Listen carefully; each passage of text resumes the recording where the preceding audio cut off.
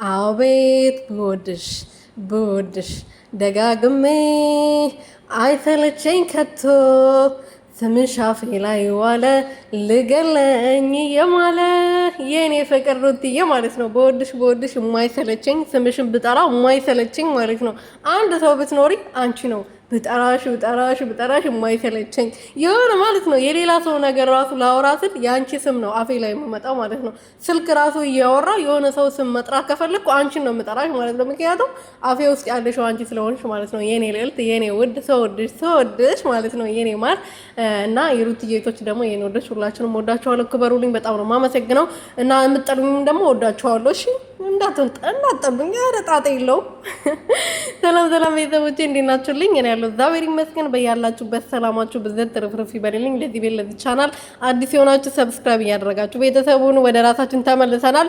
እንዴ እስከ መቼ እናዝናለን? እስከ መቼ እንደበራለን? አንደበረም። እናንተ እያላችሁ ምንም አንሆንም። ፈጣሪ ይጠብቀናል። ሌሎቻችሁ አንዳንዶቻችሁ ልጥሉን ብትሞክሩም እኛ የምንወርቅ ሰዎች አይደለንም። ምክንያቱም ፈጣሪ አለልን ማለት ነው። እና ልዕልቷ እንግዲህ እንደዚህ በሚገርም ሁኔታ ቆንጆ እያድርጋታለሁ የኔ ፍቅር የኔ ፍልቅልቅ ማለት ነው።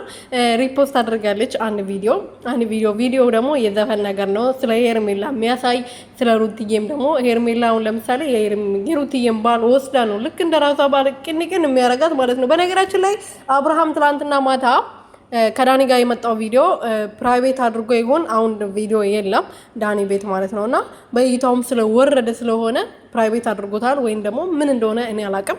እንደዛም ሆኖ ግን እዛ ላይ ምንድነው ያለው? እኔ መረጋጋት እፈልጋለሁ፣ አሁን ማግባት አልፈልግም፣ ሽማግሌ መላክ አልፈልግም ምናምን ብሎ ነው ያወራው ማለት ነው። እቺ ደነዝ ግን አይገባትም።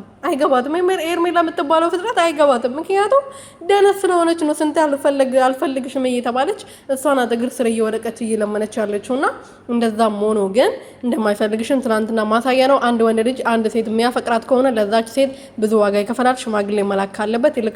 ግን አይፈልጋትም።